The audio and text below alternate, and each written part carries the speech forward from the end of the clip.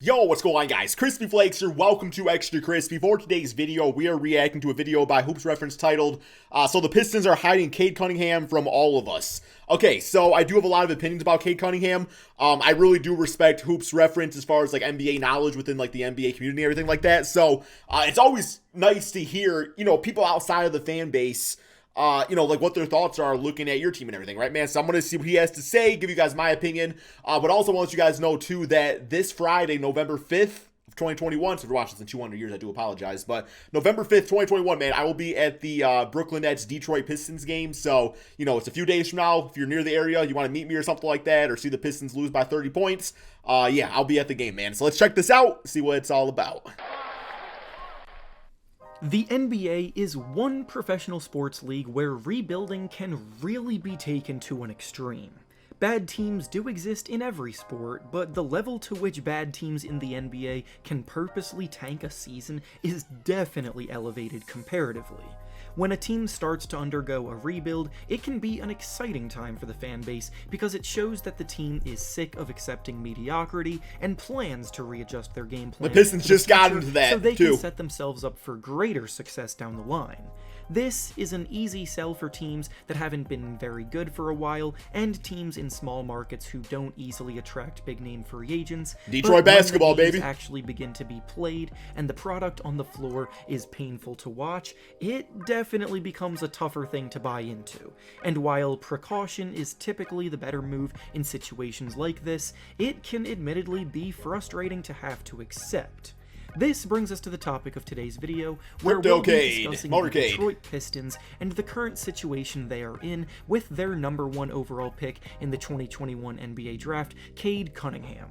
The way the team has handled the beginning of his career has been pretty debatable amongst Pistons fans and media alike, so in this video, we'll go through the entire rundown of what's actually... Yeah, my quick thoughts, I don't want to talk too much right now. I want to hear what he says first, but as far as my initial thoughts about how the Pistons have handled it, obviously we're all really excited. We want to watch him play. But, if he has an ankle injury, and I was reading about the ankle too a little bit, and they were kind of saying that it's one of those type of injuries that, if not healed correctly, it can lead to other more serious injuries within the leg. So, me personally, we got to watch Cade once. The offense wasn't great, but everything else about him was good. The entire demeanor of the team seemed changed. The energy was way up high, and the Pistons won the first game. Yes, it was against the Magic, but people always say, well, it was just against the Pistons, right? So, what I've seen so far with Cade, in his one game was really cool. But as far as everything else, I'm just kind of like, yeah, I'm disappointed. I want him to be healthy and ready to go, but I also understand the other side of things going on, along with why or why not the way that they're handling him is a good thing.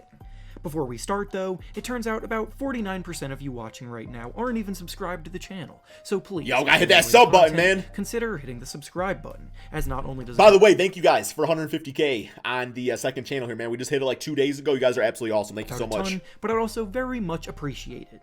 Now, with that being said, let's begin. As a fan of the Philadelphia 76ers, believe me when about the process. I understand the pain that Pistons fans are going through right now and why they may be frustrated at all of this. The process era of Sixers basketball is a time most fans look back upon fondly because of how well it set the team up for the future, but the reality of that era is that a lot of ugly basketball was played by the team on a nightly basis. Hollis Thompson. They were breaking all kinds of losing records. That was his name, I believe. They were getting blown out, and they were just flat out not good. The biggest redeeming factor of it all was the fact that we were all just patiently waiting for Joel Embiid to finally get healthy to make his debut. And as that got prolonged more hopefully Cage our Embiid, the anticipation and frustration admittedly grew and grew.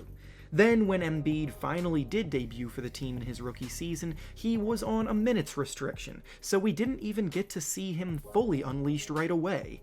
Then, on top of that, Ben Simmons also missed his first season in the league because of an injury, so I forgot about that. To see him debut with the team after being the top pick in his draft. So, again, wait, my dude Killian Hayes been playing, freaking feels like he damn missed a season. No, I'm joking. I'm joking. Believe me when I say that I get it to Pistons fans out there watching this. Cade I am Cunningham is a joking. player that was widely regarded as the best player in this year's draft because he brings so much to the table on both ends of the All-around floor. player. He has tremendous size and strength for a player who operates as a primary ball handler. His court vision and playmaking ability is one of his best qualities that instantly stands out when you watch him play, and in his one season Making me in smile, college, man. he showed Flight he's React much style. more capable as a three-level scorer than initially anticipated. Made me smile, made me happy. Making him even more balanced and dangerous. Cade's hot streak continued in the Summer League, where he got his first action against next-level competition. What's up, Jalen? And he was averaged the about move that he 19 put on Jalen. points per game, while making 50% of Recreated. his threes in that competition, showing the extended three-point range isn't going to be that difficult of an adjustment for him. Everything was going so well until he started to get some calf soreness after 3 games in the Summer League, where he obviously played well. Wonder what And caused because that. of that, he was shut down until training camp, missing the rest of Summer League. At the time, it was obviously seen as no big deal because it wasn't a serious injury at all, and he recovered to full strength well before training camp for the season began. But then, on the very first day of training camp, he suffered yet another setback as he sprained his ankle during that session. This led to him missing the entirety of the preseason, which would have definitely been valuable playing time for a player in his position to get his feet wet with some warm-up game action. Especially playing the against point guard other role, NBA too. Or, I competition guess, shooting guard, before but the real game started. combo guard in the backcourt. But it's also not the end of the world that he missed it. However, the ankle injury lingered into the regular season too, and he ended up missing the first 4 games of the year. Every report from Pistons beat writers indicated that the sprain was not serious at all, which of course relieved the fan base a ton. But the fact that he had missed about a month... Yeah, I don't think it's the actual injury. I think it's what the... But then again, if an injury can lead to a more significant injury, then I think it would initially make the injury serious. I'm kind of confused with people saying that it wasn't a serious injury. It's like nobody could lead to more serious things, I guess. I don't know. Almost like a gateway injury, I guess. Of action seemed kind of ridiculous. With a team that almost assuredly won't be very good at all this year, you need something to rally behind and get excited for as a fan. Paolo And Banchero Cade was supposed to be exactly that. Chet. Additionally, an ankle sprain isn't supposed to be something that hampers a young player's career this much. Throughout the entirety of the last month, the Pistons were also pretty vague with their updates on his status, with it constantly being pushed. Yeah, what I really did not like about that is a lot of people thought that Cade was going to play the very first game of the season, and the Pistons, or the first home game at least, and the Pistons sold their tickets, and then it was like, no, the Cade ain't playing. So I do think it was marketing, unfortunately, which is not cool whatsoever. But that's what I think that came down to. Back, him being labeled as day-to-day, 1 week turning into another week of missed time, and so on and so forth. It's not an easy situation to deal with, but I need to say right now that I completely understand where both sides are coming from. Right. From So do an I. organizational standpoint, they have no reason to literally rush anything here. Cade Cunningham is expected to be the face of their franchise for the considerable future. Exactly. And any injury he's experiencing is going to be dealt with as seriously and as cautiously as possible.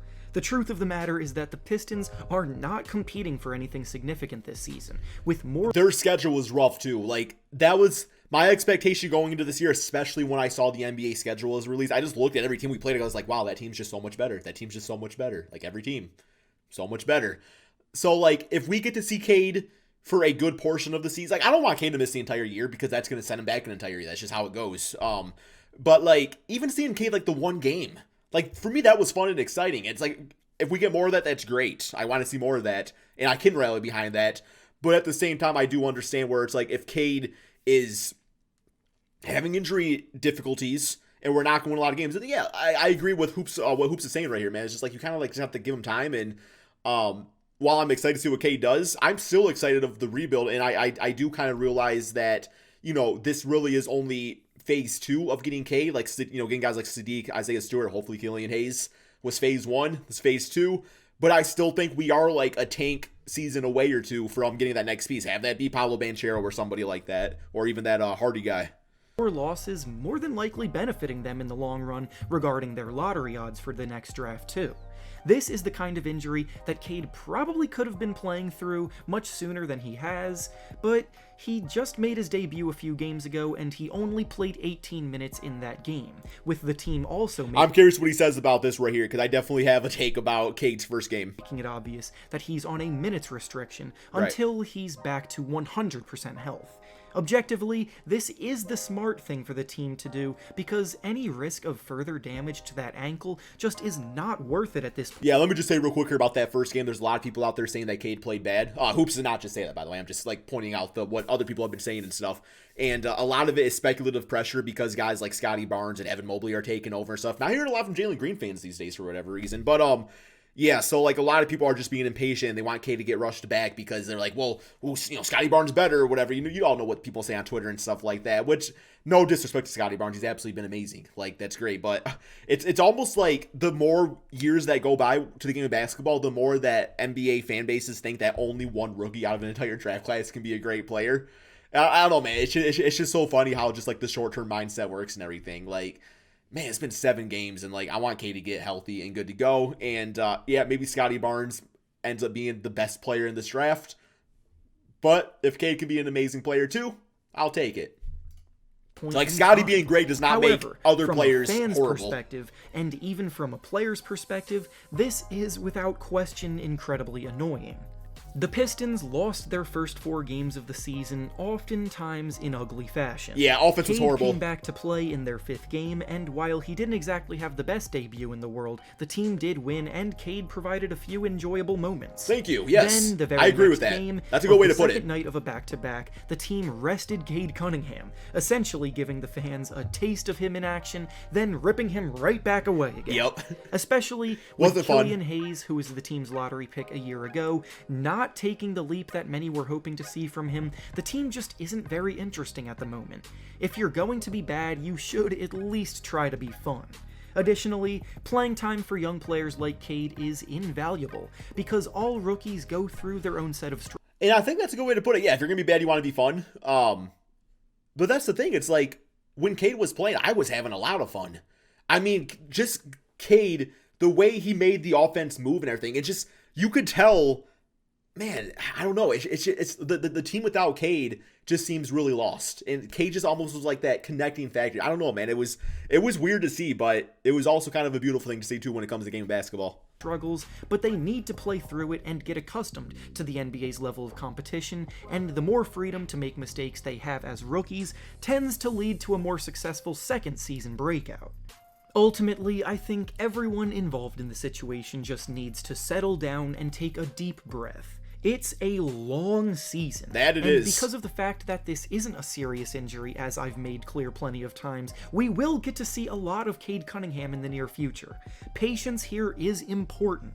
Remember to keep the long view in mind, and remember that the plan is based around the team's future and not the present. Exactly. And with that being said...